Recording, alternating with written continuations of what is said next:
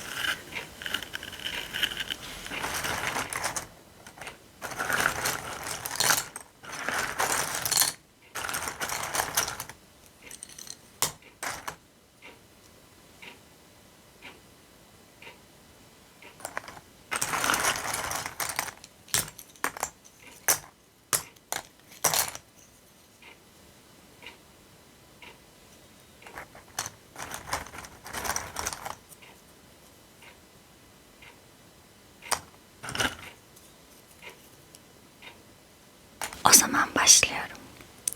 Bir keresinde henüz daha 6 yaşındayken balta girmemiş ormanları anlatan Yaşanmış Öyküler adlı bir kitapta olağanüstü bir resim görmüştüm. Avını yutan bir boğa yılanının resmiydi bu. Resmi yukarıya çizdim. Kitapta şöyle deniyordu. Boğa yılanları avlarını bütün olarak çiğnemeden yutarlar. Daha sonra hareketsiz kalır ve 6 ay süren sindirimleri boyunca uyurlar. Balta girmemiş ormanlar üzerine epey kafa yordum bunları okuyunca. Sonra da biraz çaba ve renkli bir kalemin yardımıyla ilk resmimi yapmayı başardım. İşte 1 numaralı resmim şunun gibi bir şeydi. Yaptığım şaheseri hemen büyüklere gösterdim ve resmimin onları korkutup korkutmadığını sordum. Korkmak mı dediler, şapkadan mı? İyi de şapka resmi çizmemiştim ki ben. Fil yutmuş bir boğa yılanının resmiydi bu. Bunun üzerine büyükler rahatlıkla anlayabilsinler diye fil yutmuş boğa yılanını bu sefer de içini göstererek çizdim. Şu büyüklere her şeyi tek tek açıklamamız gerekir. 2 numaralı resmimde şöyle oldu. Büyükler bu kez de boğa yılanının içten ve dıştan görünümleriyle ilgili resimleri bir yana bırakıp coğrafya, tarih, aritmetik ve dil bilgisiyle ilgilenmemi öğütlediler. Böylece daha 6 yaşındayken büyük bir ressam olma fırsatını kaçırmış oldum. 1 ve 2 numaralı resimlerimin başarısızlığı fazlasıyla hevesimi kırmıştı. Büyükler hiçbir şeyi kendi başlarına anlayamıyorlar. Sürekli onlara bir şeyleri açıklamak da çocuklar için fazlasıyla sıkıcı bir iş. Bu nedenle ben de kendime farklı bir meslek seçtim ve uçakları uçurmayı öğrendim. Dünyanın her yerinde biraz uçtum. Bu sırada coğrafyada çok işime yaradı. Bir bakışta Çin'i Arizona'dan ayırt edebilirim.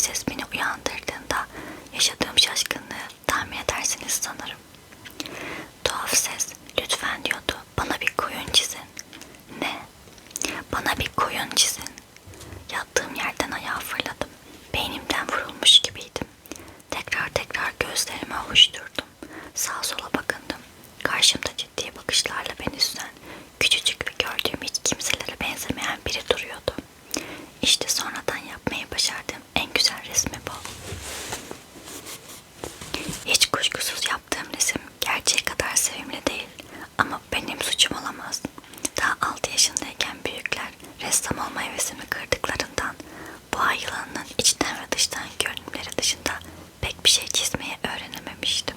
Şaşkınlıktan gözlerimi fal taşı gibi açmış, karşımda duran bu kişiye bakıyordum. Dikkatinizi çekerim. En yakın yerleşim yerinden tam 1000 mil uzaktaydım.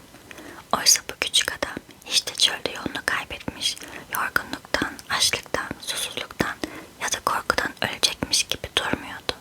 En yakın yerleşim yerinden 1000 mil uzakta, çölün ortasında kaybolmuş biri gibi de görünmüyordu. En sonunda kendimi toparlayıp konuşmayı başardım. Ama sen burada ne yapıyorsun?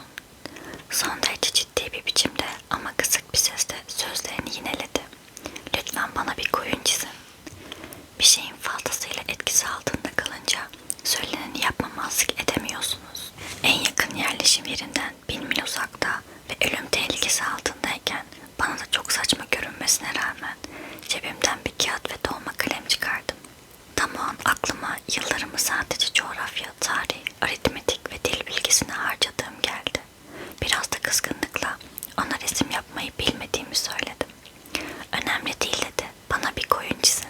Daha önce koyun resmi çizmediğim için ona çizmeyi becerebildiğim yalnızca 2 resimden birisini boğa yılanının dıştan görünüşünü yeniden çizdim. Küçük adamın bana verdiği yanıtı duyunca şaşkınlıktan sersemlemiştim. Hayır, fil yutmuş bir boğa yılanının resmini istemiyorum. Boğa yılanı çok tehlikeli, fil ise çok büyük. Yaşadığım yerde her şey çok küçüktür. Benim bir koyuna ihtiyacım var. Bana bir koyun çizin. Sonunda istediği resmi çizdim. Resmi dikkatli bir biçimde baktı. Sonra konuştu. Hayır, bu koyun çok çelimsiz. Başka bir tane çizin. Çizdim. Küçük dostum hoşgörülü ve nazik bir gülümsemeyle siz de pekala görüyorsunuz ki dedi. Bu bir koyun değil, bir koç. Bakın boynuzları da var. Bunun üzerine resmi yeniden çizdim. Ancak tıpkı öncekiler gibi bunu da beğenmedi. Bu da çok yaşlı. Ben uzun süre yaşayacak bir koyun istiyorum. Bir an önce uçağın motorunu sökmeye koyulmak istediğimden sabrım taşmaya başlamıştı. Hemen aşağıdaki resmi çiziverdim. Ardından da bir açıklama yaptım. İşte sana bir sandık. İstediğin koyun da onun içinde. Genç yargıcımın yüzünün ışıldadığını görmek beni inanılmaz şaşırtmıştı. Bu tam da istediğim gibi oldu. Sizce bu koyun çok fazla ot ister mi? Neden soruyorsun? Çünkü yaşadığım yer çok küçük. Onun için yeterli olacaktır. Zaten sana çok küçük bir koyun çizdim. Başını resme doğru eğdi. O kadar da küçük değil. Bakın uyudu bile. Küçük Prens ile işte böyle tanışmıştım. Küçük Prens'in nereden geldiğini anlamam epey zamanımı aldı.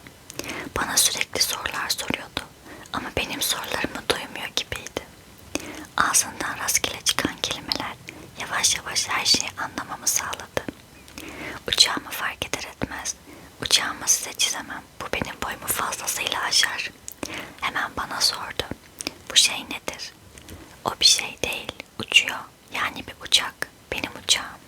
Küçük Prens'in uçtuğumu öğrenmesinden gurur duymuştum doğrusu. Ne diye haykırdı, gökten mi düştün yoksa sen? Evet dedim alçak gönüllü bir sesle.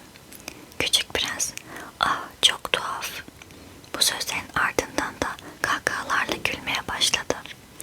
Bundan rahatsız olmuştum. Yaşadığım talihsizliklerin ciddiyete alınmasını istiyordum. Küçük Prens bir süre güldükten sonra demek sen de gökyüzünden geliyorsun. Peki hangi gezegendensin dedi. Bu sözleriyle varlığına ilişkin gizem perdesi bir anda aralandı. Hemen sordum. Öyleyse sen başka bir gezegenden geliyorsun. Bana yine yanıt vermedi. Uçağıma bakarken yavaşça başını kaldırdı. Doğrusu bununla çok uzaklardan gelmiş olamazsın. Sonra uzun uzun rüyalara daldı. Sonra cebinden koyun resmimi çıkarıp dalgın dalgın hazinesine bakmaya başladı. Şu gizemli başka gezegenler lafının beni ne kadar düşündürdüğünü tahmin edersiniz. Dolayısıyla daha fazla bilgi edinmek için çabalamaya başladım. Küçük dostum, sen nereden geldin? Yaşadığın yer neresi? Çizdiğin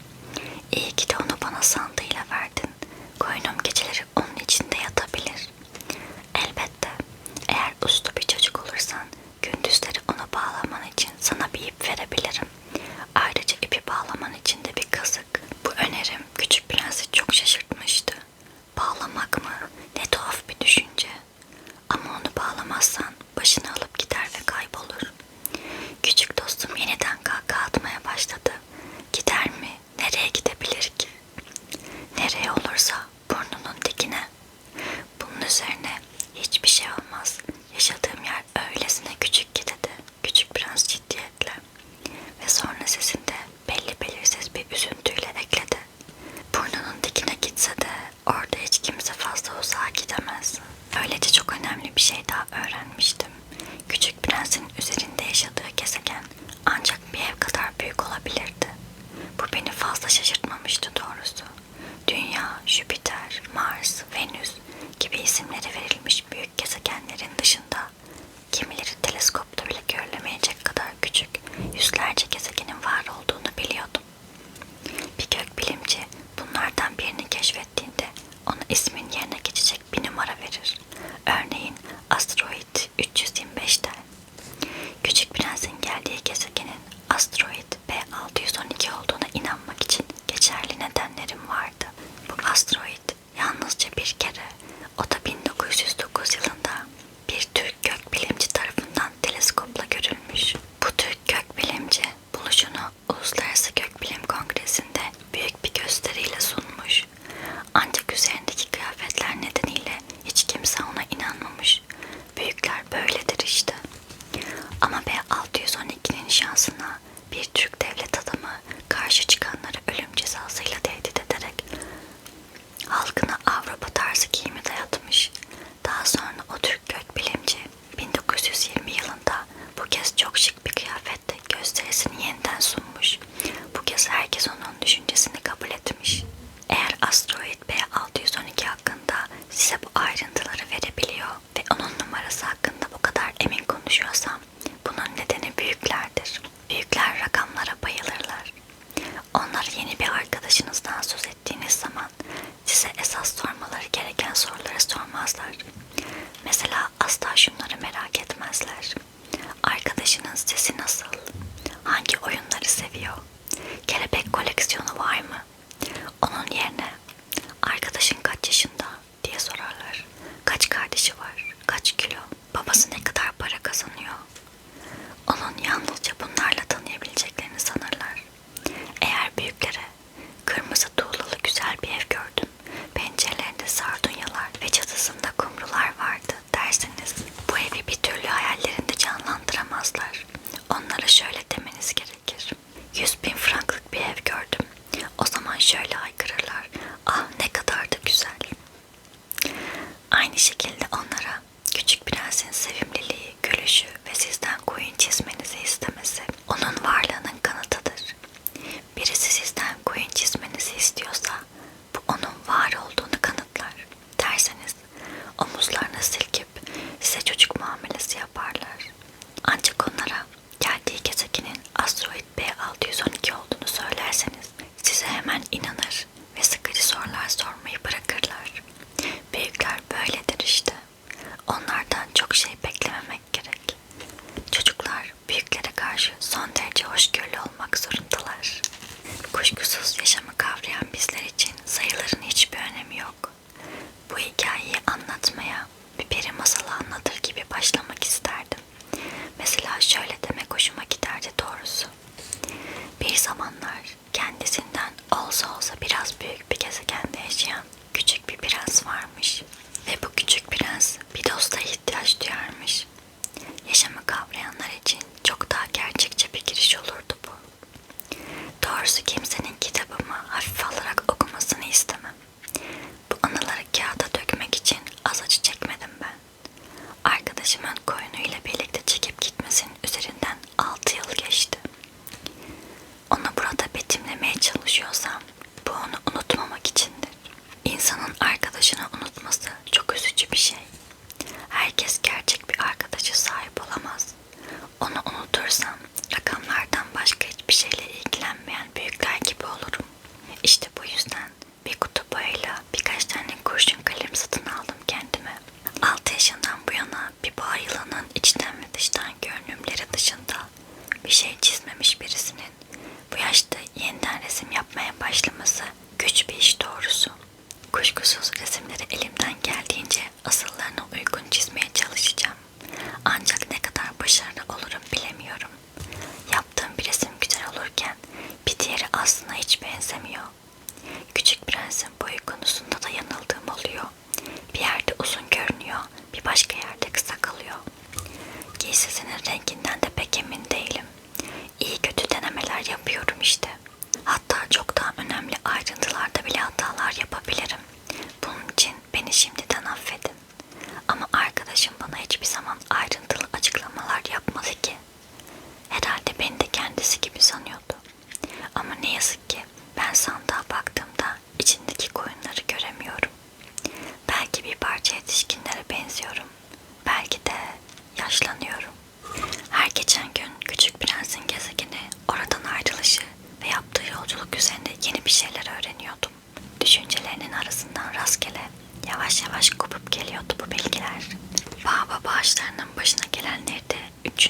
İşte yine böyle öğrendim.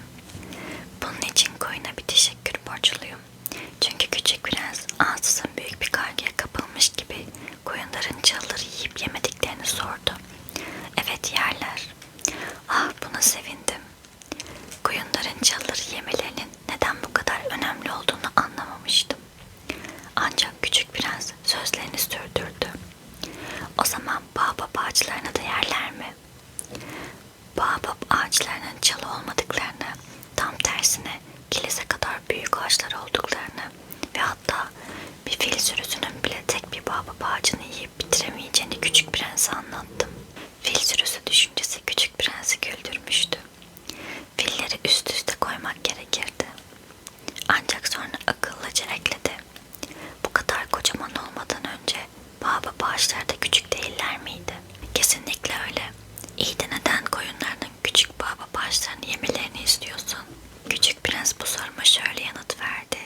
Hadi ama sanki her şey apaçık ortadaymış gibi. Dolayısıyla sorduğum sorunun yanıtını kendi başıma bulmak için eve kafa patlatmam gerekti. En sonunda bütün gezegenlerde olduğu gibi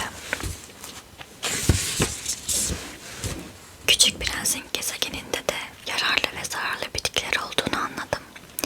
Dolayısıyla yararlı bitkilerin yararlı, zararlı bitkilerin ise zararlı tohumları varmış. Ancak bu tohumlar çıplak gözle görülemiyormuş. İçlerinden birisi uyanma arzusuna kapılana dek bu tohumlar toprağın derinliklerinde uyurlarmış. İşte o zaman küçük tohum şöyle bir gerinir ve ardından ürkekçe güneşe doğru narin, zararsız bir filiz sürermiş. Bu bir turp ya da gül filizi ise istediği gibi büyümesine izin verilebilirmiş. Ancak söz konusu olan zararlı bir bitki ise onu tespit eder etmez hemen kökünden söküp atmak gerekiyormuş. Ne yazık ki şu anda Küçük Prens'in gezegeninde kötü tohumlar varmış. Bunlar baobab ağacı tohumlarıymış. Gezegenin toprağı bunların istilası altındaymış. Eğer onu sökmekte geç kalırsanız baobab ağacından kurtulmanız artık bir daha asla mümkün olmazmış. Gezegenin her yanını sarar, kökleriyle toprağı delik deşik edermiş. Hele bir de gezegen çok küçük ve baobab ağaçları da çok sayıdaysa gezegeni paramparça edebilirlermiş. Daha sonra Küçük Prens bana aslında bu bir disiplin meselesi demişti. Sabah kendinize çeki düzen verdikten sonra gezegeninize de aynı özenle çeki düzen vermeniz gerekiyor. Baobab ağaçları küçükken gül fidanlarına çok benzerler. Onları ayırt ettiğiniz anda hemen köklerinden söküp atmanız gerekiyor. Bu sıkıcı ama aslında oldukça kolay bir iş. Günün birinde Küçük Prens benden güzel bir resim çizmemi istedi. Böylece yaşadığı yerdeki çocuklar da neyin ne olduğunu anlayabilirlermiş. Eğer bir gün o çocuklar yolculuğa çıkarlarsa dedi, bu bilgiler işlerine yarar. Bazen bugünün işini yarına bırakmanın pek bir zararı olmaz. Ancak söz konusu olan baobab ağaçlarıysa bu durum her an bir felakete dönüşebilir. Tembel bir adamın yaşadığı bir gezegen biliyorum. Adam 3 küçük çalıyı sökmeyi ihmal etmişti de. Bunun üzerine Küçük Prens'in verdiği bilgiler doğrultusunda yaşadığı gezegenin bir resmini çizdim. Öyle öğüt verir gibi konuşmaktan hiç hoşlanmam. Ancak bu baobab tehlikesi o kadar az biliniyor. Bir gezegende mahsur kalan kimseler için o kadar büyük tehlikeler arz ediyor ki bir kereliğine kendi kuralımı çiğniyor ve aman çocuklar diyorum, baobablara dikkat.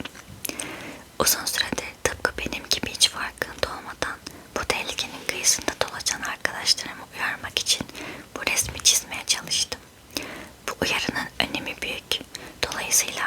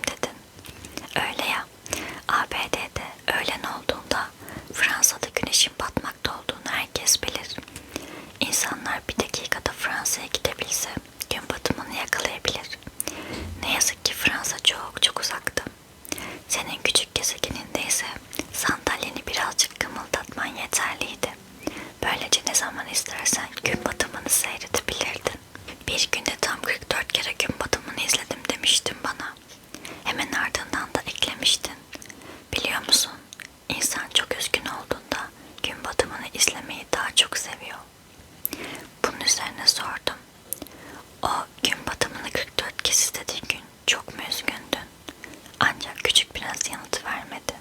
5. gün her zamanki gibi yine o koyun sayesinde küçük prensin hayatının sırrını öğrendim. Durduk yere sanki bir sorun üzerine uzun uzun düşündükten sonra kesin bir sonuca ulaşmış gibi ansızın sordu. Bir koyun çalıları yiyorsa çiçekleri de yer mi? Bir koyun bulduğu her şeyi yer. Dikenleri olan çiçekleri bile mi? Evet, dikenleri olan çiçekleri bile. Öyleyse dikenler neye yarar? Bilmiyordum. O esnada uçak motorunun fena halde sıkışmış bir cıvatasını gevşetmekle meşguldüm. Motordaki arızanın sandığımdan çok daha ciddi olduğunu anladığımdan beri oldukça endişeliydim.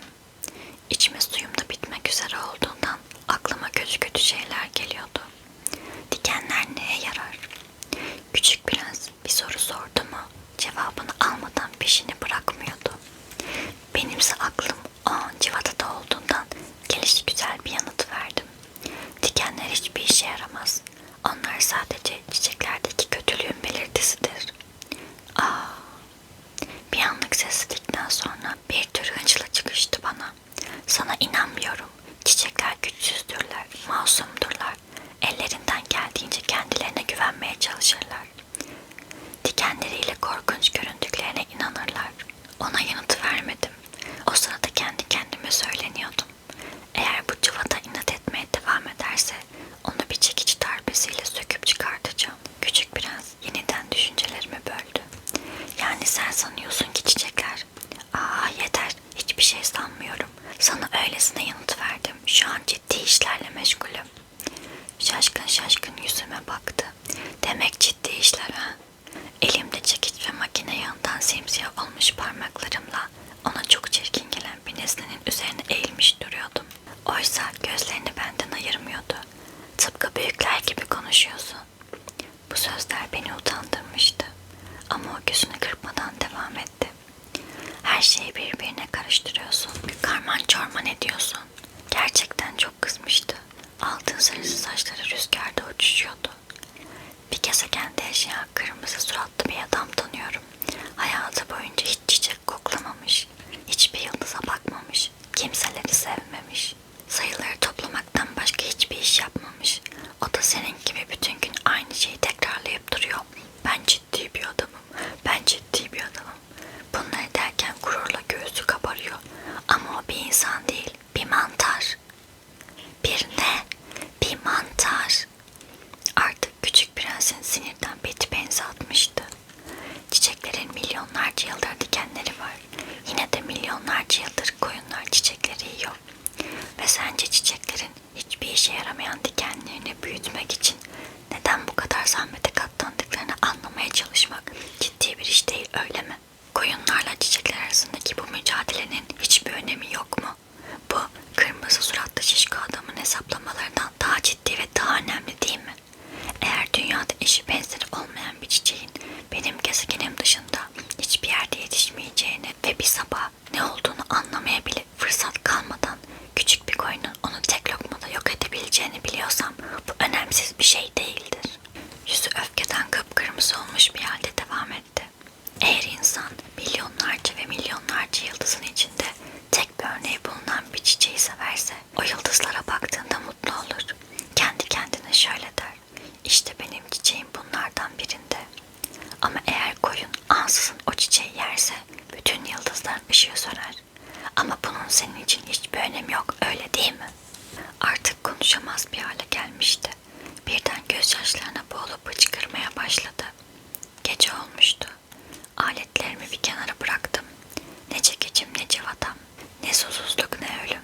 Hiçbiri umurumda değildi. Bir yıldızda, bir gezegende, benim gezegenimde, dünyada avutulması gereken bir küçük prens vardı. Onu kollarıma alıp salladım. Güçlükle konuştum. Sevdiğin çiçek tehlike altında değil. Koynuna bir ağızlık çizerim. Çiçeğin içinde bir çit. Sonra ne diyeceğimi bilemiyordum. Ona nasıl yaklaşacağımı. Kendimi çok çaresiz hissettim. Ne gizemli bir yer şu gözyaşı ülkesi.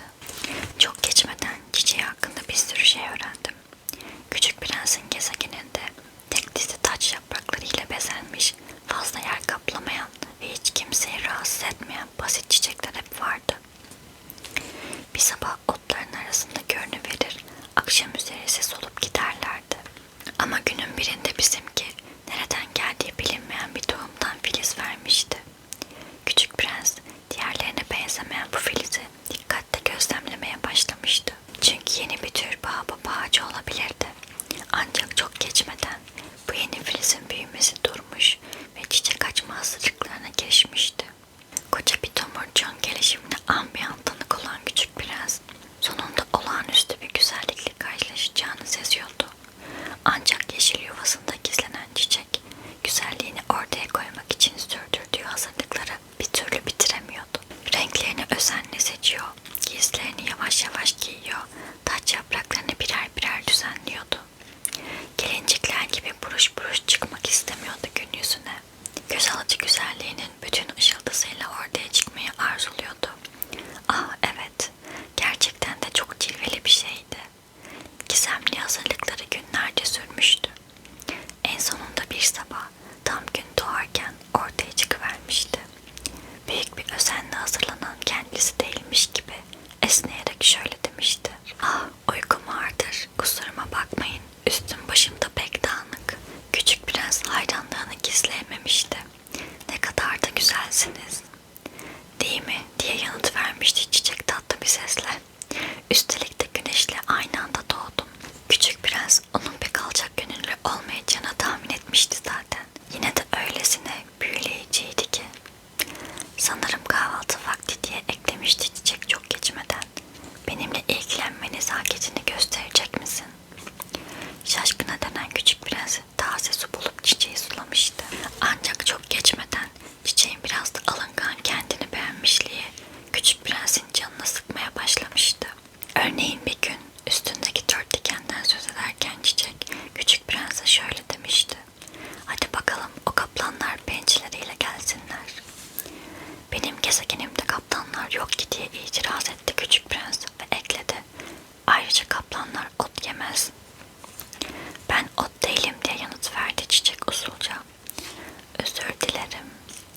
Ben kaplandan değil ama rüzgardan çok korkarım. Bana bir paravan bulamaz mısın? Bir bitkinin rüzgardan korkması olacak şey değil. Bu çiçeği anlamak gerçekten çok güç, dedi küçük prens kendi kendine. Geceleyin bir fanusun içine koyarsın beni. Burası çok soğuk, kötü tasarlanmış bir gezegen. Benim geldiğim yer. Ama lafının sonunu getirmedi. Orayı bir doğum olarak gelmişti.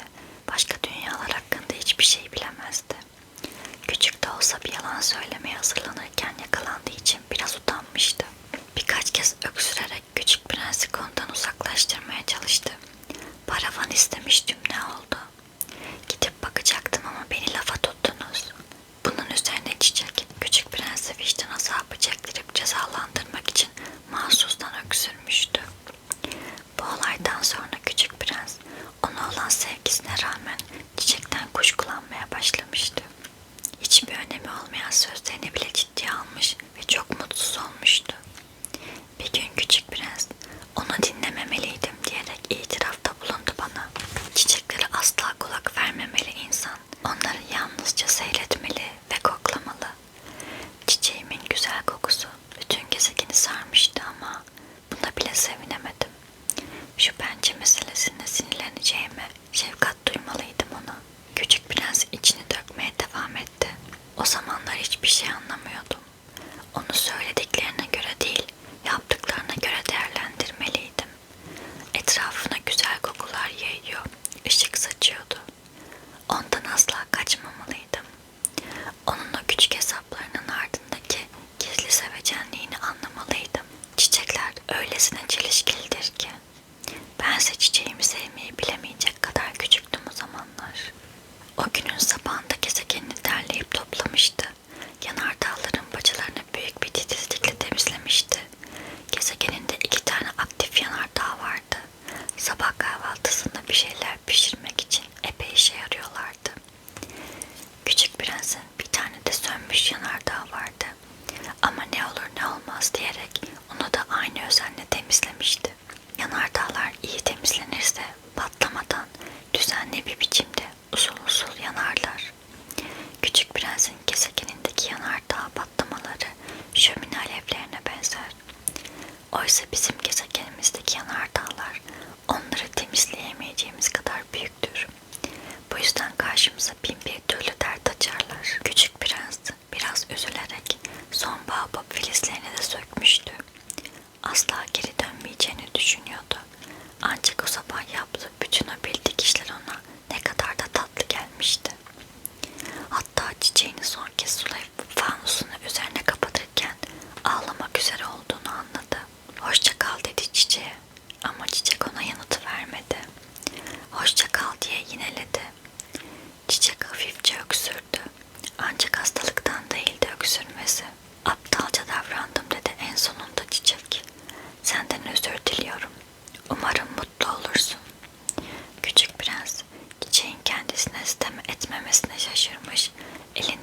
konusuyla kala kalmıştı. Çiçekteki bu uysallığa bir anlam verememişti. Elbette seni seviyorum dedi çiçek. Bunu bile anlayamadınsa hata bende. Artık bunların bir önemi yok. Ama şu da bir gerçek ki sen de benim gibi aptalca davrandın. Hadi mutlu olmaya bak. O fanusu bir kenara koy. Artık onu istemiyorum. Ama Rüzgar, o kadar da üşümüyorum. Gecenin serinliği bana iyi gelir. Ben bir çiçeğim. Peki ama hayvanlar? Eğer kelebeklerle tanışmak istiyorsam 2-3 tırtıla katlanmam gerek. Kim bilir ne güzellerdir. Zaten başka kim gelir ki yanıma? Sen de uzakta olacaksın. Büyük hayvanlara gelince onlardan korkmuyorum. Benim de pençelerim var nasılsa. Bunları derken 4 tanecik dikenini göstermişti. Ardından ekledi. Böyle oyalanıp durma, sinirlerimi bozuyorsun. Madem gitmeye karar verdin, çek git o zaman. Çünkü ağladığının görülmesini istemiyordu. Öyle gururlu bir çiçekti ki. Gezegeninden ayrılan küçük prens kendini bir anda 325, 326, 327, 328, 329 ve 330 numaralı asteroidlerin olduğu bölgede bulmuştu. Kendine bir uğraş edinmek ve bilgisini geliştirmek amacıyla bu asteroidleri tek tek ziyaret etmeye başlamıştı. Birincisinde bir kral yerleşmişti.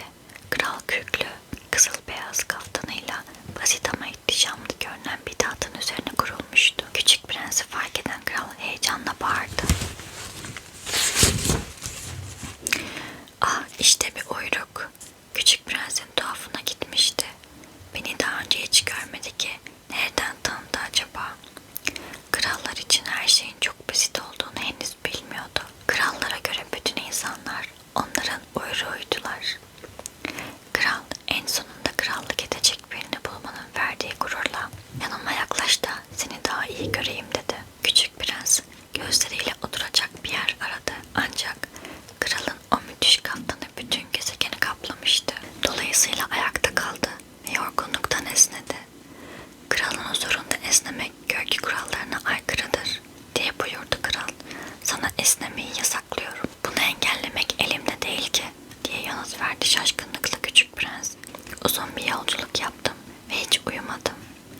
O zaman dedi kral, sana esnemeni emrediyorum. Yıllardır esneyen birini görmemiştim. Esneme benim için daima bir merak konusu olmuştur. Hadi bir daha esne, bu bir emirdir. Korkarım ki artık esneyemem dedi küçük prens kıpkırmızı kesilmiş bir suratla. Homurdanan kral ardından buyurdu. O zaman bazen esnemeni, bazen de mırıldanarak konuştuğundan ne dediği anlaşılmamıştı ama canı sıkılmışa benziyordu. Çünkü otoritesine saygı gösterilmesi kral için her şeyden önemliydi. İtaatsizliğe asla göz yummazdı. Çünkü dediği dedik bir hükümdardı o. Ama çok iyi bir insan olduğundan mantıklı emirler veriyordu. Eğer diyordu sürekli, eğer bir generale deniz kuşu olmasını emredersem ve general buna itaat etmezse bu generalin hatası olmaz. Bu benim hatam olur. Oturabilir miyim diye sordu küçük prens ürkek bir sesle. Oturmanı emrediyorum diye yanıt verdi kral.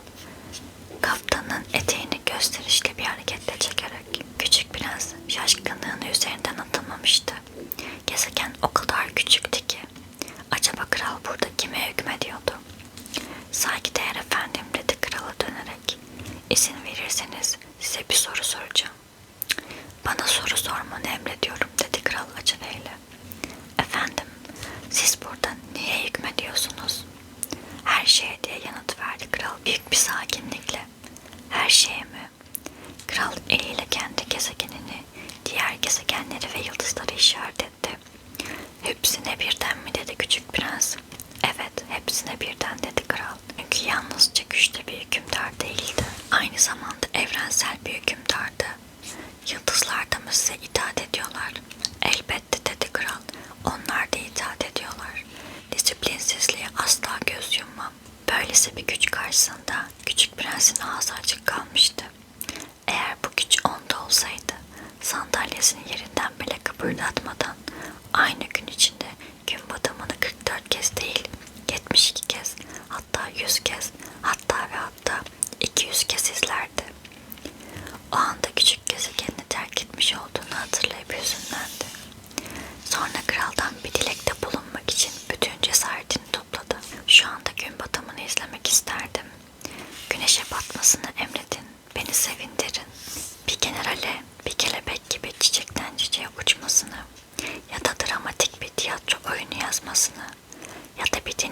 şey olmasını emredersem ve bu general aldığı emri yerine getirmezse bundan kim sorumlu olur?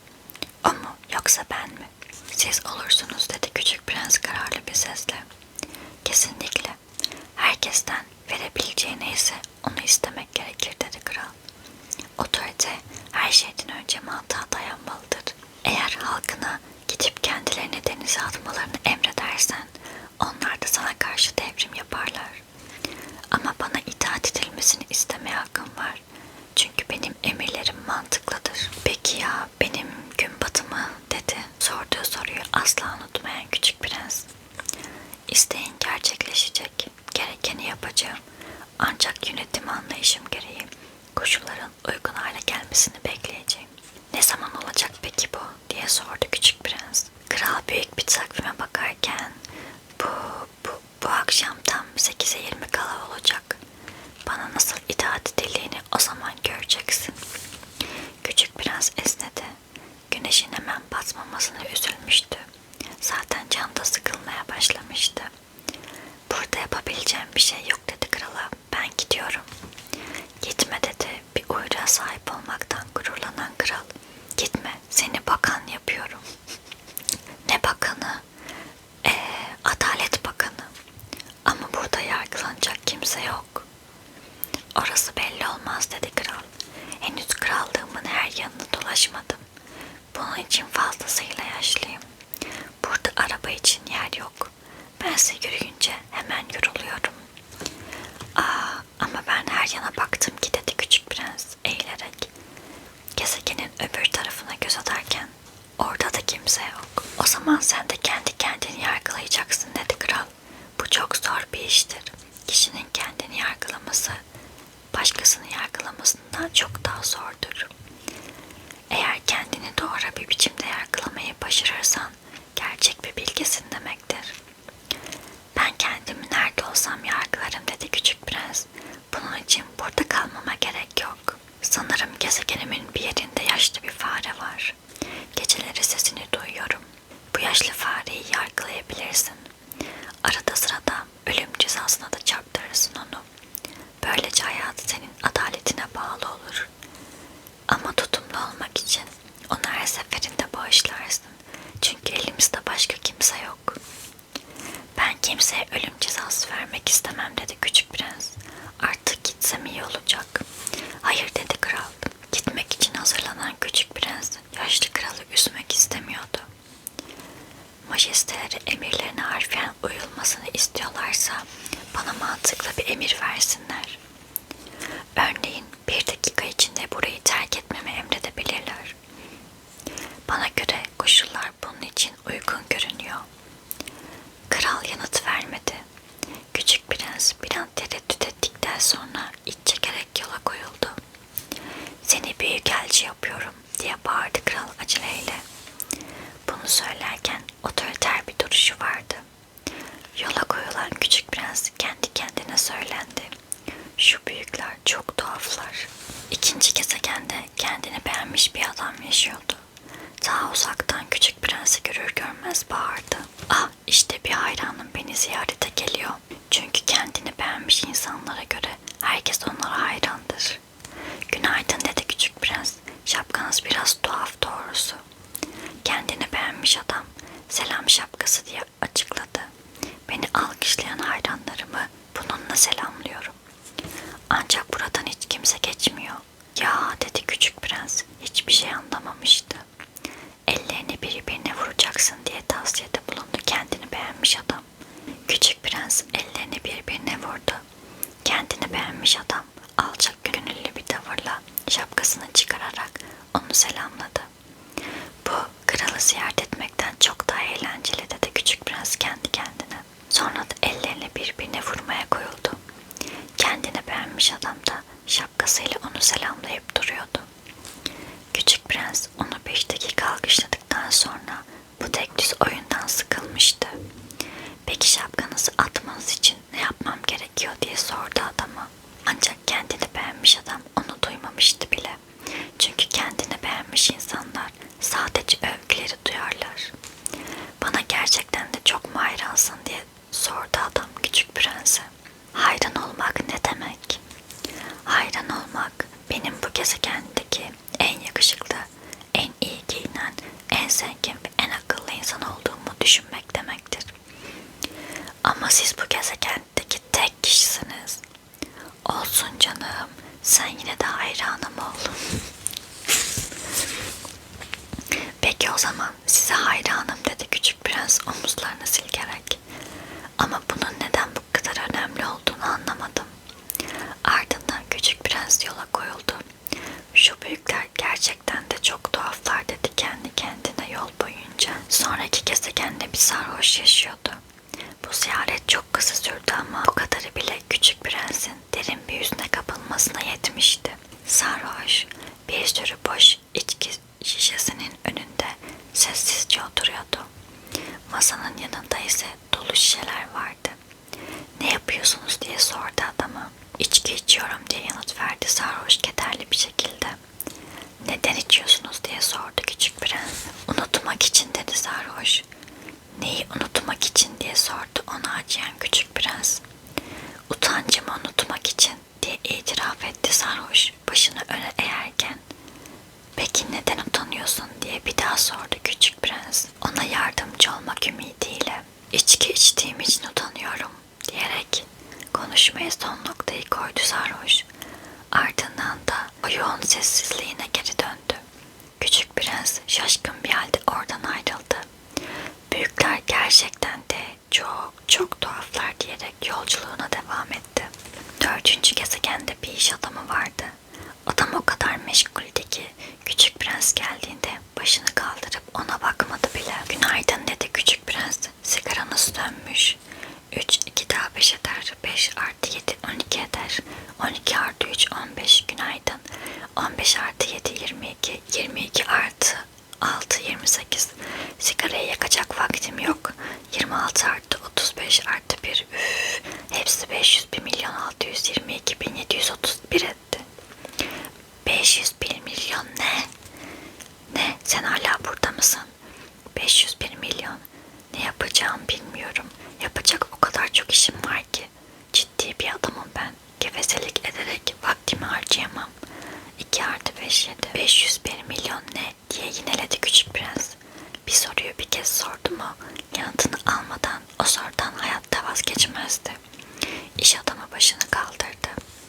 Bu gezegende yaşadığım 54 yıl boyunca yalnızca 3 kez çalışmaya ara verdim. İlki 22 yıl önceydi. Nereden geldiğini bilmediğim bir mayıs böceği konmuştu yanıma. O kadar yaygara koparmıştı ki toplama yaparken tam 4 kez hata yapmama neden olmuştu. İkincisi 11 yıl önce romatizma krizim tuttuğunda oldu. Burada pek hareket etmiyorum. Gezip tozacak vaktim yok. Çok ciddi bir adamım ben. Üçüncüsü ise işte şimdi oldu. Evet, 501 milyon diyordum. 501 milyon ne? İş adamı cevap vermeden kurtulamayacağını anlamıştı. Hani gökyüzünde gördüğümüz şu milyonlarca küçük şeyler var ya. Sinekler mi? Hayır, parıldayan küçük şeyler. Arılar mı? Hayır, hani şu aylaklara hayal kurduran küçük parlak şeyler. Ama ben çok ciddi bir adamım. Hayal kurmaya vaktim yok. Yıldızlardan mı söz ediyorsunuz? Aynen öyle, yıldızlar. 501 milyon tane yıldızı ne yapacaksınız? 501 milyon 622 bin 731. Ben çok ciddi bir adamım. Kesin rakamlarla konuşurum. Yıldızları ne yapacaksınız? Ben mi? Evet siz. Hiçbir şey. Onların hepsi benim. Yıldızlar sizin mi? Evet. Ama az önce gördüğüm bir kral. Krallar bir şeye sahip olamazlar. Onlar yalnızca yönetirler. Bunlar farklı şeyler. Yıldızlara sahip olmak ne işinize yarıyor? Zengin olmama yarıyor. Peki zengin olmak ne işinize yarıyor? Başka yıldızlar satın almama, tabii birileri yeni yıldızlar bulursa. Küçük prens içinden geçirdi. Bunun mantığı da sarhoş adamınki gibi işliyor sanki. Yine de sorularına devam etti. Yıldızlara nasıl sahip olunur ki? Madem öyle söyle o zaman yıldızlar kimin? Diye homurdanarak çıkıştı iş adamı. Bilmiyorum hiç kimsenin. O halde onlar benim. yeterli mi? Elbette. Sahipsiz bir elmas bulduğunda o senindir.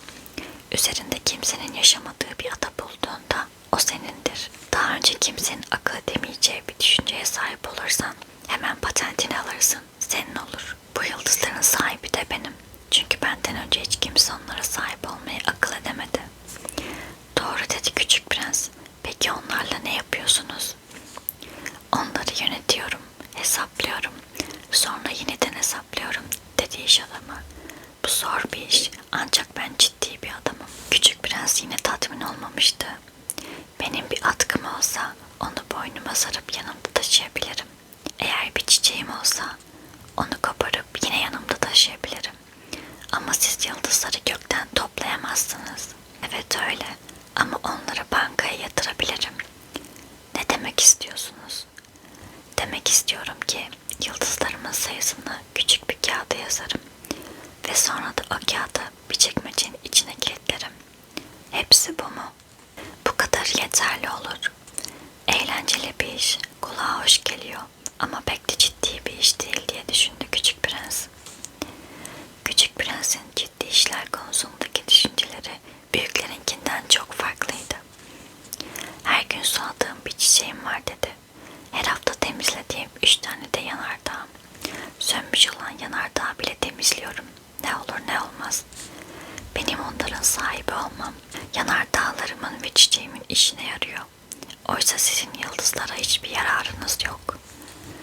İş adamı ağzını açtı ama diyecek bir şey bulamadı. Bunun üzerine küçük prens oradan ayrıldı. Büyükler kesinlikle çok ama çok tuhaflar diye söylendi. Yeniden yola koyulurken 5. gezegen çok ilginçti. Şimdiye kadar gördüğüm gezegenlerin en küçüğüydü. Üzerinde ancak bir sokak feneri ve bir fenerciye yetecek kadar yer vardı. Küçük prens gökyüzünün bir köşesinde, üzerinde tek bir evin bile bulunmadığı, hiç kimsenin yaşamadığı bir gezegende sokak feneri ve fenercinin ne işe yarayabileceğinin bir açıklamasını yapamadı. Belki de şaşkının biridir dedi kendi kendine. Ancak kral, kendini beğenmiş adam, iş adamı ve sarhoş kadar değildir herhalde. En azından yaptığı işin bir anlamı var. Feneri yaktığında bir yıldız ya da bir çiçek daha doğuyor sanki. Feneri söndürdüğünde ise o yıldız ya da çiçek uykuya dalıyor. Dolayısıyla güzel bir uğraş bu. Güzel olduğu için de yararlı. Küçük prens gezegene ayak basar basmaz fenerciyi saygıyla selamladı. Günaydın. Fenerinizi neden söndürdünüz? Emir böyle diye yanıt verdi fenerci. Günaydın. Ne emri? Fenerimi söndürmemi bildiren emir. İyi akşamlar. Sonra feneri yaktı. Peki onu şimdi neden yaktınız? Emir böyle. Hiçbir şey anlamıyorum. Anlayacak bir şey yok. Emir emirdir. Günaydın. Fenerini yine söndürdü. Ardından kırmızı kareli bir mendilini alnını sildi. Berbat bir mesleğim var. Bir zamanlar makuldü belki. Feneri sabahları söndürüp akşamları yakıyordum. Böylece gündüzleri dinlenebiliyor ve geceleri yatıp uyuyabiliyordum. Sonra ne oldu? Yönetmelik mi değişti? Yönetmelik değişmedi dedi fenerci. Asıl sorun da bu ya. Gezegen yıldan yıla daha hızlı dönmeye başladı. Ama yönetmelik değişmedi. Yani diye sordu küçük prens. Şu an gezegen turunu 1 dakikada tamamlıyor. Dolayısıyla bir saniye bile dinlenecek vaktim yok. Dakikada bir feneri yakıp söndürüyorum. Çok tuhaf. Demek burada günler 1 dakika sürüyor. Hiç de tuhaf değil dedi fenerci. Konuşmaya başladığımızdan beri 1 ay geçti bile. 1 ay mı? Evet, 30 dakika. Yani 30 gün. İyi akşamlar. Sonra fenerini yaktı. Küçük prens adama baktı. Verilen emre bu kadar sadık kalan fenerciyi sevmişti. Bir zamanlar sandalyesini kımıldatarak izlediği gün batımlarını hatırladı. Dostuna yardım etmek istedi. Bakın, istediğiniz zaman dinlenmenizin bir yolunu biliyorum. Bunu her zaman istiyorum dedi fenerci. Bir insan aynı anda hem işine sadık hem de tembel olabilirdi elbet. Küçük prens devam etti. Gezegenin o kadar küçük ki 3 adımda çevresinde dolaşabilirsin. Hep gündüz olsun istersen yapman gereken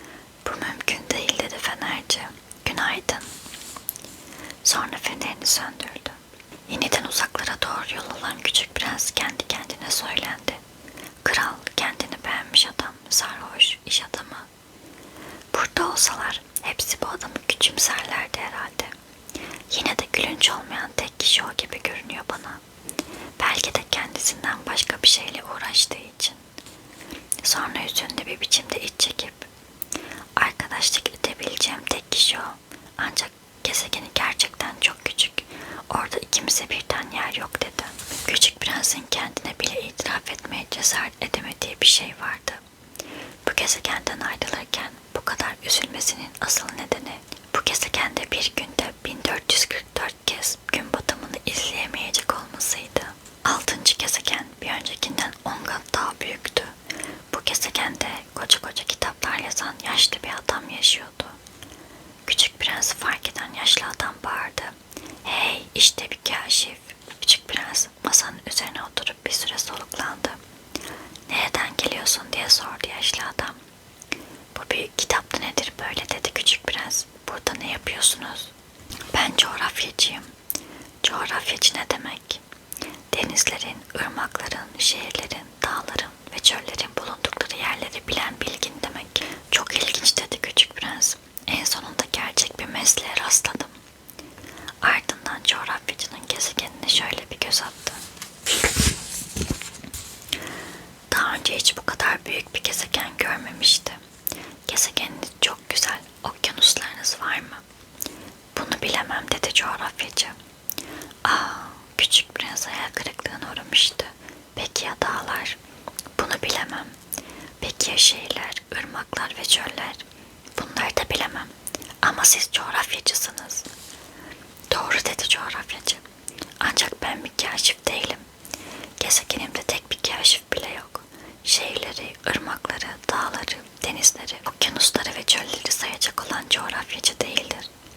Coğrafyacının sağda solda dolaşmaktan çok daha önemli işleri vardır.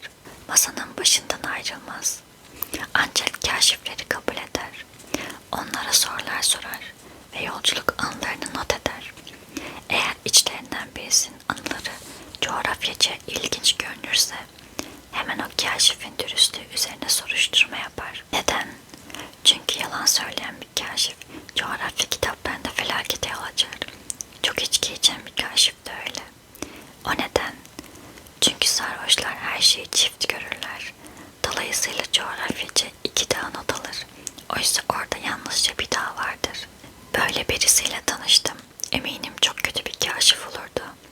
Mümkündür. Neyse, nerede kalmıştık? Kaşifin dürüst olduğu öğrenilirse bu sefer de keşfi hakkında soruşturma yapılır.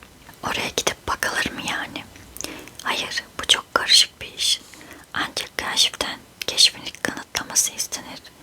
Büyük bir dağ keşfetti diyelim. Oradan koca koca kayalar getirmesi gerekir. Coğrafyacı birden heyecanlandı. Ama sen de uzaklardan geliyorsun. Sen de bir kaşifsin. Bana gezegenini anlatmalısın. Coğrafyacı büyük kayıt defterini açıp kurşun kaleminin ucunu sivriltti. Kaşiflerin anlattıkları önce kurşun kalemle not ediliyordu. Mürekkeple not etmek için kaşifin kanıtlarını ortaya koyması bekleniyordu. "Evet," dedi coğrafyacı Küçük Prens'e. "Benim yaşadığım gezegen fazla ilginç değil," diye başladı anlatmaya Küçük Prens. "Çok küçük bir yer. 3 yanardağım var. İkisi aktif, birisi de sönmüş durumda. Ancak belli olmaz tabii." "Hiç belli olmaz," dedi coğrafyacı. "Bir de çiçeğim var." "Çiçekleri kaydetmiyoruz," dedi coğrafyacı. "Neden ki? Gezegenimdeki en güzel şey o."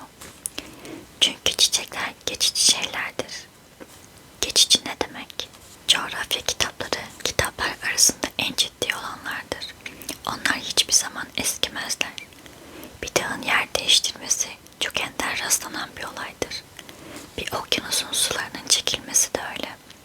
Biz sonsuza kadar kalacak şeyleri yazarız." "Ama sönmüş yanardağlar yeniden uyanabiliyor," diye araya girdi Küçük Prens. "O zaman bu geçici ne anlama geliyor? Yanardağlar sönmüş ya da yeniden uyanmış olsun. Bizim için hiç fark etmez," dedi coğrafyacı. "Bizim için önemli olan dağdır. Bu değişmez." "O zaman bu geçici ne anlama geliyor?" diye yeniden sordu Küçük Prens. Bir soruyu sorduktan sonra yanıtını alıncaya dek ondan vazgeçmiyordu. Yakın bir gelecekte yok olacağı düşünülen şey demektir. "Çiçeğim yakın bir gelecekte yok mu olacak yani?" "Elbette." "Çiçeğim geçici," dedi kendi kendine Küçük Prens. "Üstelik kendini savunması için 4 tekininden başka hiçbir şey yok ve ben onu gezegenimde yapayalnız bıraktım."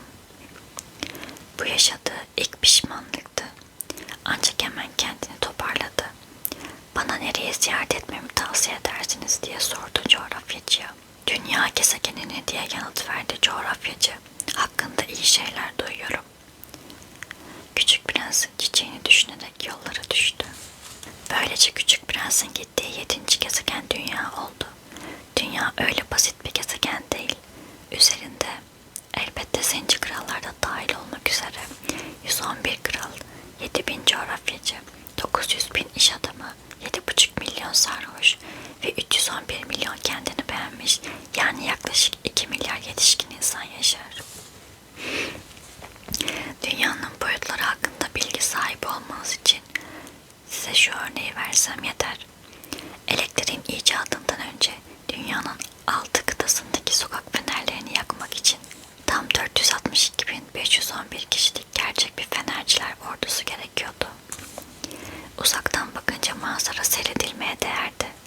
Bu ordunun hareketleri bir bale gösterisindeki gibi düzenliydi. Önce Yeni Zelanda ve Avustralya'daki fenerciler sırayla fenerlerini yakıyor. Ardından da uykuya dalıyorlardı. Sonra sıra Çin ve Sibirya'daki fenercilerin dansına geliyordu. Onlar da işlerini bitirip el sallayarak kulise gidiyorlardı. Onların ardından da sıra Rus ve Hint fenercilere geliyordu. Sonra Afrikalı ve Avrupalı fenercilere, daha sonra Güney Amerikalılara ve sonra da Kuzey Amerikalılara. Fenerciler sahneye çıkma düzenini asla bozmuyordu. Bu harika bir görüntüydü. Yalnızca Kuzey Kutbu'ndaki fenerciyle onun Güney Kutbu'ndaki meslektaşı aylak ve kayıtsız bir yaşam sürüyorlardı. Çünkü bu ikisi yılda yalnızca 2 kez fener yakıyorlardı. Şaka yapmak isterken insanın ufak tefek yalanlar söylediği oluyor. Fenercilerden söz ederken aslında pek dürüst davranmadım. Nitekim gezegenimizi tanımayanlara yanlış bir fikir vermiş de olabilirim. İnsanlar yeryüzünde çok az yer kaplarlar. Eğer yeryüzünde yaşayan 2 milyar insan bir miting alanındaki gibi ayakta ve sıkışık bir halde dursa, 20 mil uzunluğunda ve 20 mil genişliğindeki açık bir alanı ancak kaplayabilir. Kısaca bütün insanlık Pasifik Okyanusu'ndaki küçük bir adaya rahatlıkla sığabilir. Kuşkusuz büyükler buna inanmak istemezler. Çok daha geniş bir yer tuttuklarını sanırlar. Baobab ağaçları gibi kendilerine büyük bir önem atfederler. Dolayısıyla onlara bu hesabı yapmalarını tavsiye edebilirsiniz. Büyükler rakamları sevdikleri için bu iş onların çok hoşuna gidecektir. Ancak bana kalırsa siz bu sıkıcı işlerle boşu zaman harcamayın. Bence yararı yok. Bu konuda bana güvenin.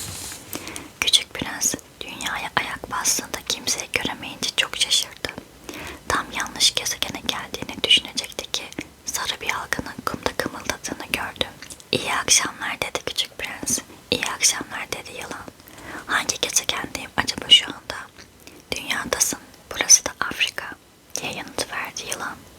Ya demek dünyada hiç insan yok öyle mi? Burası çöl. Çöllerde insan olmaz. Dünya çok büyük bir yer. Küçük Prens bir taşın üzerine oturup gökyüzüne baktı. Kendi kendime sorarım hep. Günün birinde herkes kendi yıldızını bulabilsin diye mi bu kadar parlaktır yıldızlar? Bak benim gezegenime tam üstümüzde duruyor ama o kadar uzakta ki. Güzelmiş dedi yılan. Peki neydi seni buraya getiren? Bir çiçekle sorunlarım vardı da dedi Küçük Prens. Ya dedi yılan. Sonra ikisi de sustu. En sonunda Küçük Prens yeniden sordu. İnsanlar nerede?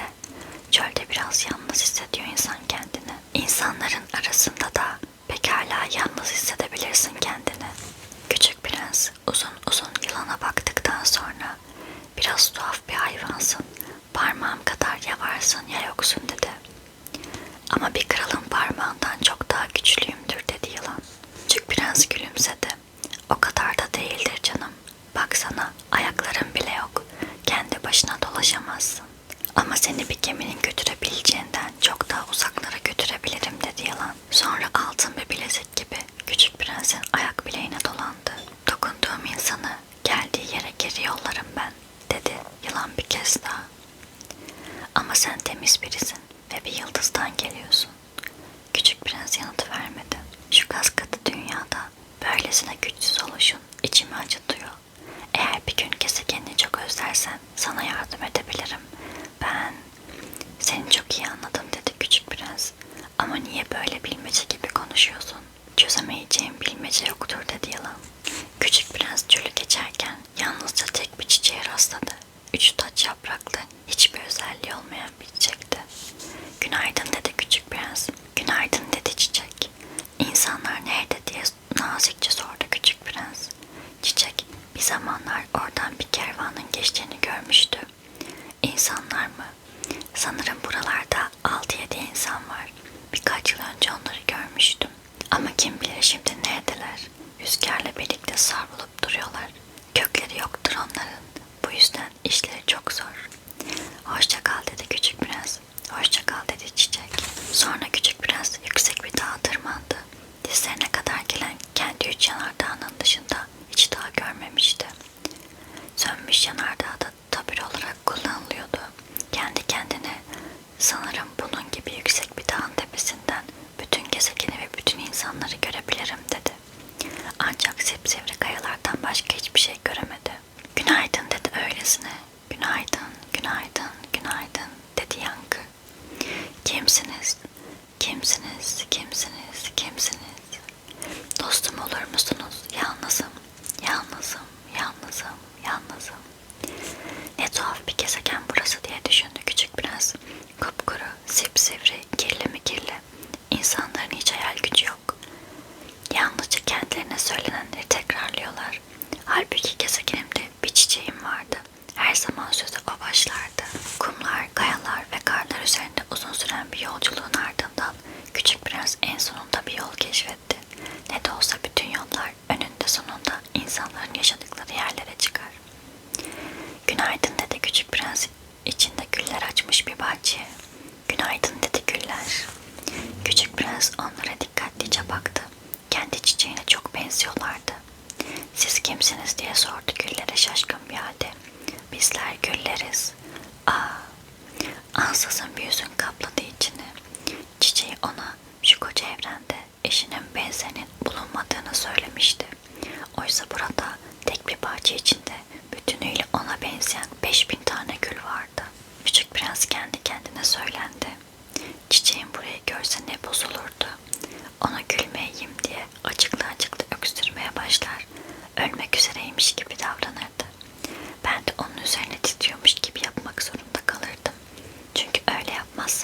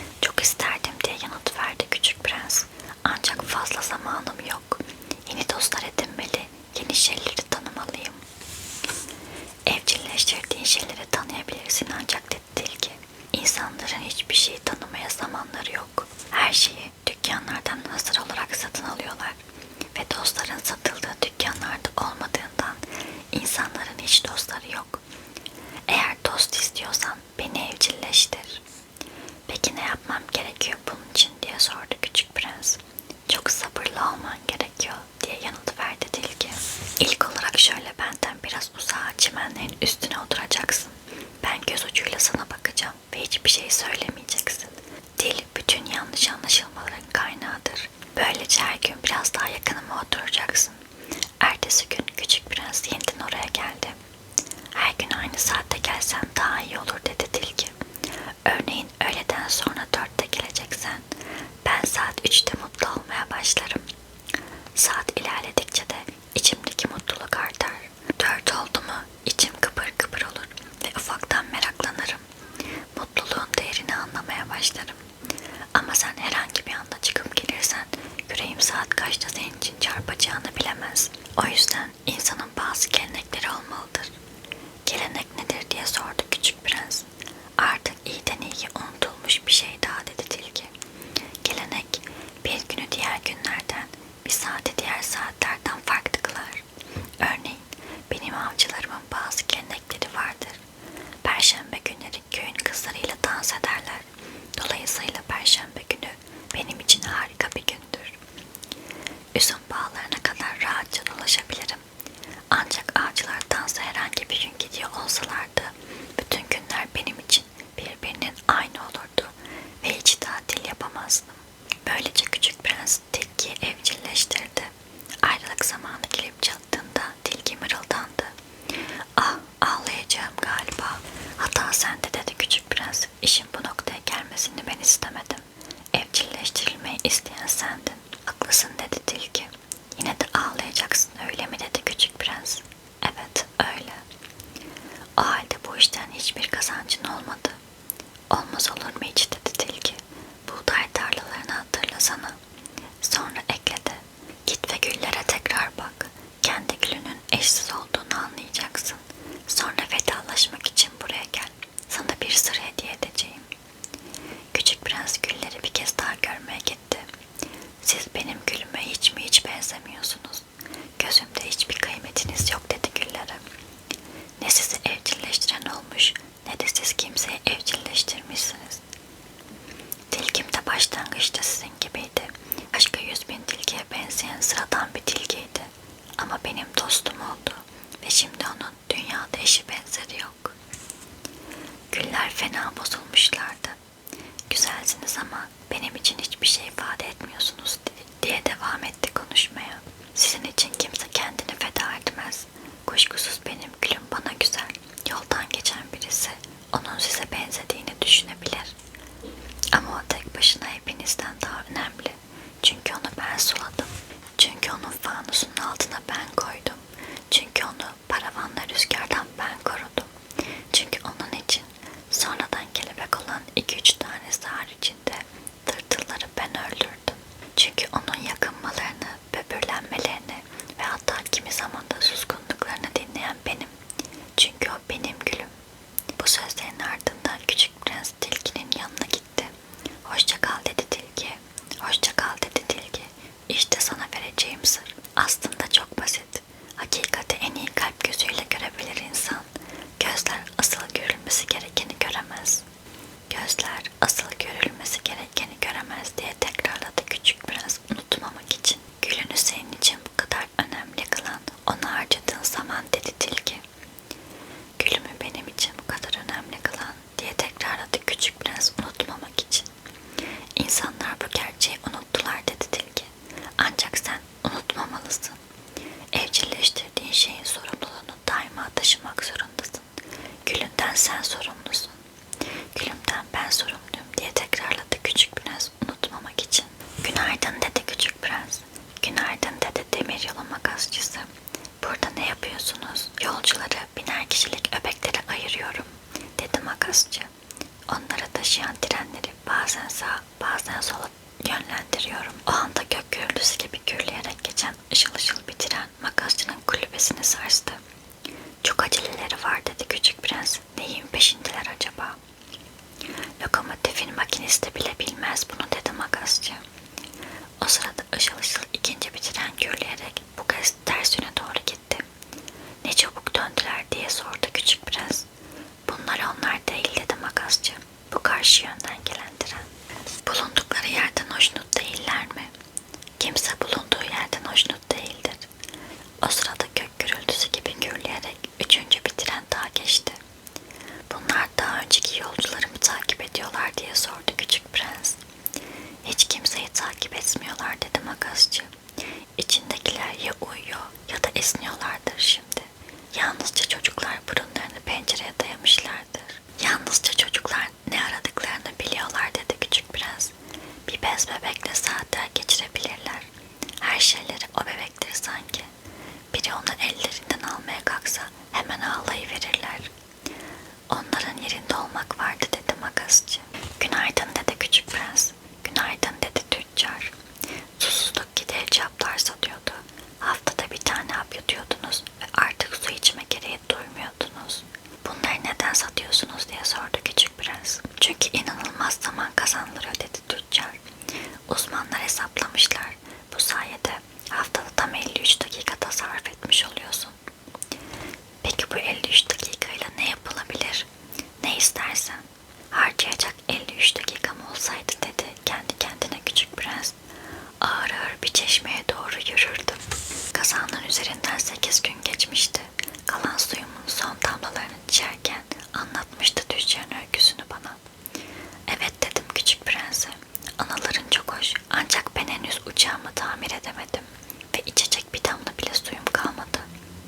Bir çeşmeye doğru ağır ağır yürüyebilseydim ben de çok mutlu olurdum. Dostum tilki diye söze başladı küçük prens. Küçük dostum, konumuzun tilkiyle hiçbir alakası yok diye kestim sözünü. Neden? Çünkü susuzluktan öleceğimdi ondan.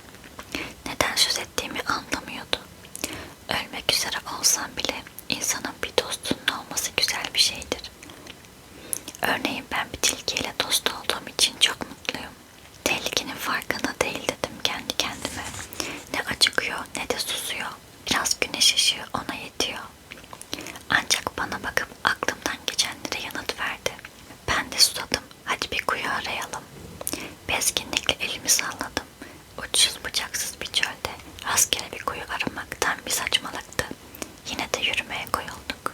Saatlerce tek kelime etmeden yürürken hava karardı ve gökyüzünde yıldızlar parıldamaya başladı.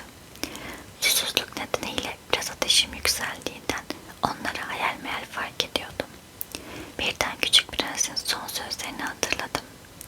Demek sen de susadın öyle mi diye sordum. Soruma yanıt vermeyip su kalbe de iyi gelebilir demekle yetindi. Bu yanıttan bir şey anlamamıştım ama sustum. Onu sorgulamamak gerektiğini biliyordum artık. Yorulmuştu, yere oturdu. Ben de yanına oturdum. Kısa bir sessizliğin ardından konuştu. Yıldızlar gözlerden uzak bir çiçek sayesinde güzeller. Doğru diye yanıt verdim ve ay ışığının altında uzanan kum tepeciklerine baktım sessizce. Çöl güzel diye ekledi küçük prens. Haklıydı. Çölü her zaman sevmiştim. Bir kum tepesinin üzerine oturun. Hiçbir şey görmez, hiçbir şey duymazsınız. Yine de o sessizlikten yayılan bir ışık vardır. Çölü böylesine güzel yapan dedi küçük prens, bir yerinde bir kuyu gizliyor olmasıdır. Kumların bu gizemli parıltısının nedenini birdenbire anlayınca şaşkına döndüm. Küçük bir çocukken çok eski bir evde oturuyorduk. O evin altında bir hazine olduğu söylentisi herkesin dilindeydi. Kuşkusuz hiç kimse onu nerede arayacağını bilmiyordu. Belki de kimse aramamıştı bile. Ama o söylenti eve böyle bir hava katıyordu. Evim kalbinin derinliklerinde bir sır saklıyordu. Evet dedim küçük prense. Ev olsun, yıldızlar olsun, çöl olsun, hepsi güzelliğini görülmeyen bir şeye, içinde gizli o şeye borçlu. Tilkimle aynı fikirde olmana sevindim. Küçük prens uyurken onu kollarıma alıp yeniden yola koyuldum. Duygulanmıştım. Her an kırılabilecek bir hazine taşıyor gibiydim. O an yeryüzünde ondan daha kırılgan bir şey olamazmış gibi geliyordu bana. Ay ışığının altında soluk alnına, yumulu göz kapaklarına, rüzgarda uçuşan saçlarına baktım ve kendi kendime bu yalnızca bir kabuk, asıl önemli olan gözle görülemez dedim. Küçük prensin dudakları belli belirsiz bir gülümsemeyle aralanırken kendi kendime konuşmaya devam ettim. Kollarımda uyuyan bu küçük varlığın beni en çok etkileyen yanı onun bir çiçeğe olan bağlılığı. Gülün hayali uyurken bile onu bir kandilin alevi gibi aydınlatıyor. Onun artık çok daha kırılgan olduğunu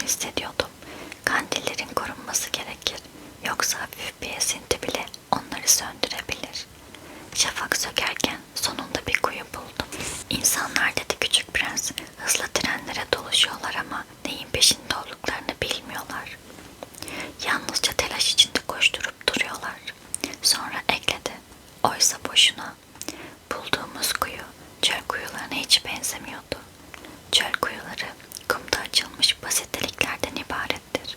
Oysa bu kuyu köy kuyularına benziyordu. Ancak çevrede köy filan yoktu. Bir an rüya gördüğümü sandım. Çok tuhaf dedim küçük prense. Her şey hazır. Makara, kova, ip. Gülümsedi. İpi tutarak makarayı döndürmeye başladı. Makara uzun zamandır rüzgarın terk ettiği eski bir değirmen gibi inledi. Dinle bak dedi küçük prens. Kuyuyu uyandırdık. Şarkı söylüyor. Yorulmasını istemiyordum. İpi bana bırak dedim. Sana ağır gelir. Kovayı ağır ağır kuyunun ağzına kadar çektim. Sonra kenar taşlarının üzerine güzelce yerleştirdim. Makaranın inleyen sesi kulaklarımda çınlarken titreşen suyun üzerinde parıldayan güneş ışığını görüyordum. Bu su beni de susattı dedi küçük prens. Bana biraz su verir misin? Ne yapmak istediğini anlamıştım. Kovayı dudaklarına götürdüm. Gözlerini kapatarak sudan içti. Tatlı bir şölendi bu. Beslenmeden çok farklı bir şeydi. Tatlılığı aslında yıldızların altındaki yürüyüşten, makaranın şarkısından, kollarımın yorgunluğundan geliyordu. Güzel bir hediye gibi insanın içini ısıtıyordu. Küçük bir çocukken aldığım Noel hediyesinin ışıltısı da, Noel ağacının ışıklarından, gece doğasının ezgisinden, gülümsemelerin sevecenliğinden gelirdi. Senin gezegenindeki insanlar dedi küçük prens, aynı bahçede 5000 tane gül yetiştiriyorlar ama yine de aradıklarını bulamıyorlar. Bulamıyorlar dedim. Oysa aradıklarını tek bir gülde ya da bir damla suda bulabilirler. Haklısın. Küçük prens ekledi. Ama gözler asıl görülmesi gerekeni göremez. Kalp gözüyle bakmalı insan. Suyumu içmiştim. Rahat nefes alıyordum artık. Gün doğarken kumlar bal rengine bürünür. Bu bal rengi beni mutlu ediyordu. Öyleyse içimdeki bu hüzün neyin nesiydi? Küçük prens yeniden yanıma otururken usulca konuştu. Sözünü tutman gerekiyor. Ne sözü? Koyunum için bir ağızlık. Biliyorsun ben o çiçekten sorumluyum. Cebimden resimlerin taslaklarını çıkardım. Küçük prens onları fark edip güldü. Senin baobablar biraz lahanayı andırıyor. Ya, halbuki ben baobablarımla övünüp duruyordum. Tilkinin kulakları da biraz boynuz gibi olmuş. Üstelik çok da uzunlar. Bir kez daha güldü. Haksızlık ediyorsun küçük dostum. Ben boğa yılanının içten ve dıştan görünüşleri dışında resim çizmeyi bilmiyorum ki. Ah boş ver dedi. Çocuklar anlar nasıl olsa. Bunun üzerine bir ağızlık çizdim. Resmi ona verirken içim titriyordu. Bilmediğim planlarım var sanırım. Bana yanıt vermedi. Sonra biliyor musun dedi. Yarın dünyaya inişimin yıl dönümü. Biraz sessizliğin ardından ekledi. Tam buralarda bir yere inmiştim. Sonra yüzü kızardı. İçimi nedensiz bir hüzün kapladı yine. Ancak o anda aklıma bir şey takıldı. O zaman 8 gün önce seninle karşılaştığımız o sabah en yakın yerleşim yerinden 1 mil uzakta yapayalnız dolaşıyor olman bir tesadüf değildi. İndiğin yere dönüyordun. Küçük prensin yüzü biraz daha kızardı. Tereddütle bir biçimde sordum. Belki de şu yıl dönümü için ha? Küçük prensin yüzü daha da kızardı. Sorulara hiçbir zaman yanıt vermiyordu ancak insanın yüzünün kızarması da evet anlamına gelmez miydi? Ah diye başladım. Korkarım ki ancak sözümü kesti. Şimdi çalışman gerekiyor. Aracını tamir etmek zorundasın. Ben seni burada bekleyeceğim. Yarın akşam buraya gel. Kaygılarım dinmemişti. Tilkiyi hatırladım. Evcilleştirilmeyi kabul ettiğinizde biraz ağlama riskini de göze almış oluyorsunuz. Kuyunun yanında eski bir taş duvarın yıkıntısı vardı. Ertesi akşam işimi bitirip döndüğümde küçük prensimin bu duvarın üzerinde oturup ayaklarını salladığını gördüm. Bir yandan da konuşuyordu. Hatırlamıyor musun diyordu. Tam burası değildi. Başka birisi ona yanıt vermiş olmalı ki küçük prens evet bugün ama yer tam olarak burası değil diye karşılık verdi. Duvara doğru yürümeye devam ettim. Onunla konuşanı ne duyabiliyor ne de görebiliyordum. Ancak küçük prens ona bir kez daha yanıt verdi.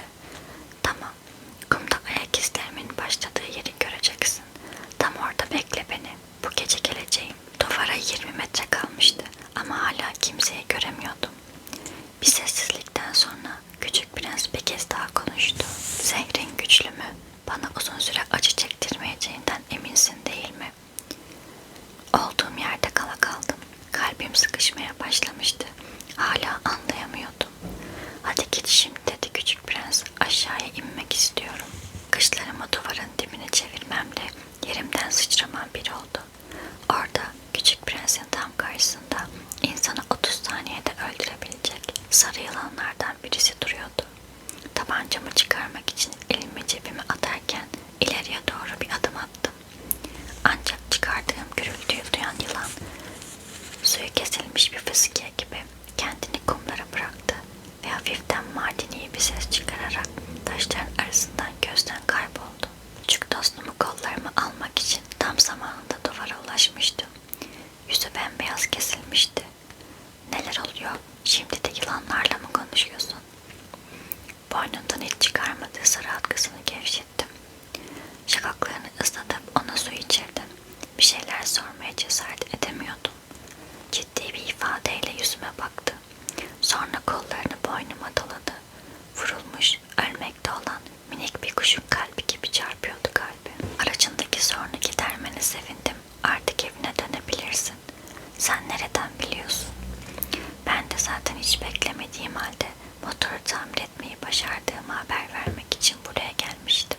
Soruma karşılık vermeden ben de bugün evime dönüyorum dedi. Sonra hüzünlendi. Ama benimki çok daha uzak, çok daha zor. Olağan dışı bir şeylerin döndüğünü hissediyordum.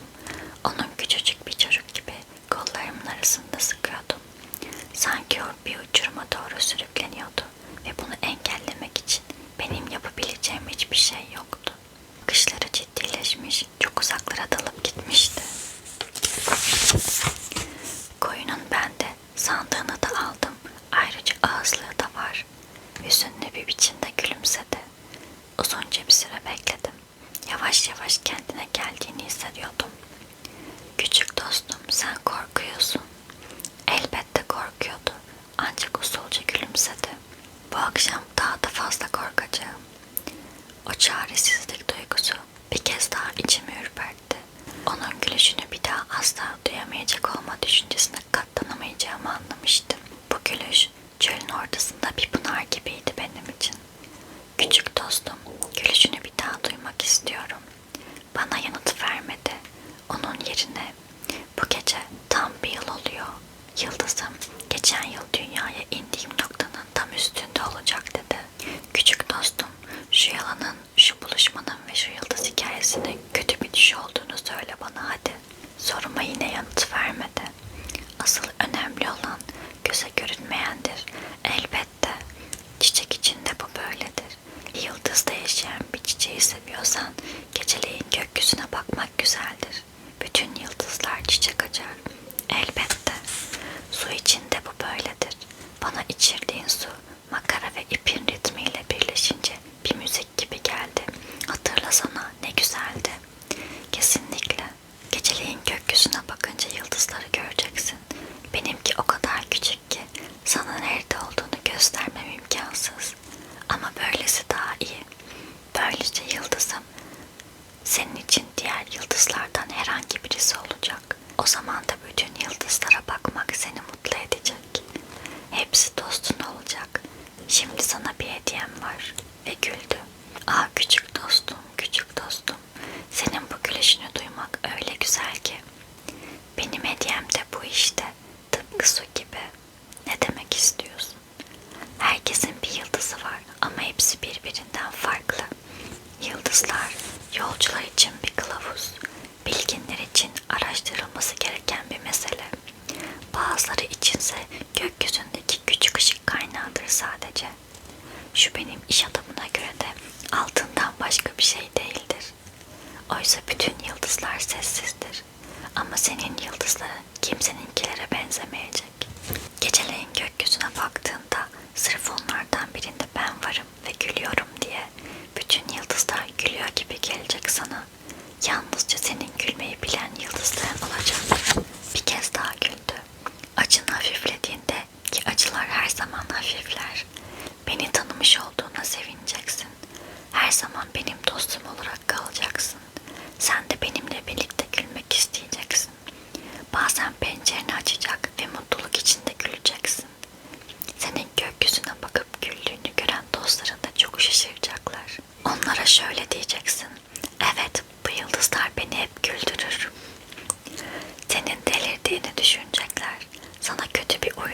uyumuş olacağım.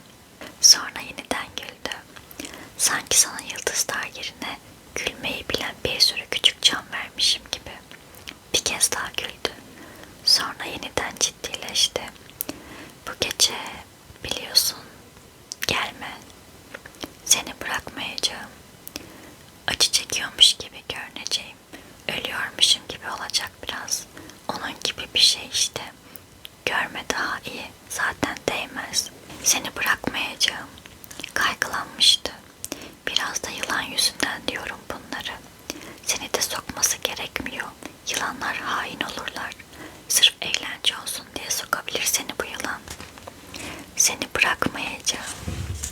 Birden rahatladı. Neyse ki bir kez soktular mı ikinciye seyirleri kalmıyor yılanların. O gece Küçük Prens'in yola çıktığını fark etmedim. Çıt çıkarmadan kaçmıştı. Ona yetişmeyi başardığımda kararlı adımlarla hızlı hızlı yürüyordu. "Ah, demek geldin," diye mırıldandı yalnızca. Sonra elimden tuttu. Ancak hala kaygılıydı. "Keşke gelmeseydin. Acı çekeceksin. Ölmüş gibi görüneceğim ancak gerçekte öyle bir şey olmayacak." Susuyordum. "Anlamalısın. Yol çok uzun. Bedenimi oraya kadar taşıyamam. Bu çok zor." Susuyordum. Terk edilmiş eski bir deniz kabuğu gibi olacak bedenim. Eski deniz kabuklarına üzülmez ki insan. Susuyordum. Cesareti biraz kırılmıştı. Son bir kez daha denedi. "Her şey güzel olacak, inan bana. Ben de yıldızlara bakacağım. Hepsi makarası paslı birer kuyu olacak benim için. Bütün yıldızlar su verecekler bana." Susmaya devam ettim. "Çok eğlenceli olacak. Gör bak. Senin 500 milyon tane küçük canın, benimse 500 milyon tane çeşmem olacak." Sonra o da sustu. Çünkü ağlıyordu. "İşte burası. Bırak da gideyim." Korkuyordu. Yere çöktü. Sonra yine konuştu. "Biliyorsun çiçeğim, ondan ben sorumluyum. Öyle güçsüz, öyle saf ki. Tehlikelere karşı kendini koruması için dört tekininden başka hiçbir şey yok. Daha fazla ayakta duracak gücüm yoktu. Ben de yere çöktüm. İşte hepsi bu." Bir an tereddüt ettikten sonra ayağa kalktı. İleriye doğru bir adım attı. Bense yerimden kımıldayamıyordum. O an ayak bileğinin yanında sarı bir parıltı gördüm. Hareketsiz kaldı. Bağırmadı. Bir ağaç gibi usulca yere yığıldı. Her taraf kumdu. En ufak bir ses bile çıkmadı. 6 yıl geçti aradan.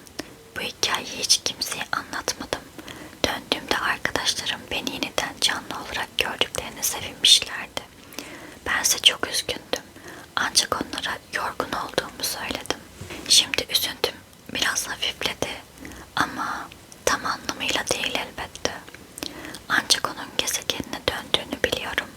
Çünkü o sabah gün doğarken bedeni düştüğü yerde yoktu. Zaten öyle ağır bir bedende değildi. Şimdi geceleri yıldızları dinlemeyi çok seviyorum. 500 milyon tane küçük can çalıyor sanki. Gelin görün ki olmayacak bir şey yapmışım. Küçük Prensi koyunu için çizdiğim ağızlığın deri kayışını çizmeyi unutmuşum. Ağızlığı koyunu asla takamayacak. Dolayısıyla sık sık merak ediyorum. Acaba gezegeninde neler oldu? Belki de koyun çiçeği yemiştir. Bazen kendi kendime şöyle diyorum. Elbette yememiştir. Küçük Prens her gece çiçeğinin üzerine fanusu kapatıyor ve koyununa da göz kulak oluyordur. O zaman mutlu oluyorum. Bütün yıldızlar tatlı tatlı gülümsüyor. Bazen de şöyle diyorum. Ya bir anlık dalgınlığına geldiyse, ya bir akşam fanusu kapatmayı unuttuysa, ya da koyun gecenin bir yarısı sessizce kaçıverdiyse. O zaman küçük canlar ağlamaya başlıyor. Bu büyük bir gizem. Evrenin bilmediğimiz bir köşesinde tanımadığımız bir koyunun bir gülü yemesi ya da yememesi benim için olduğu kadar Küçük Prens'i seven sizler için de çok şeyi değiştirir. Gökyüzüne bakın ve kendi kendinize sorun. Koyun gülü yedi mi, yemedi mi? Ve bakın her şey nasıl da değişecek. Ve hiçbir yetişkin bunun ne kadar önemli olduğunu asla anlayamayacak. Bu benim için dünyanın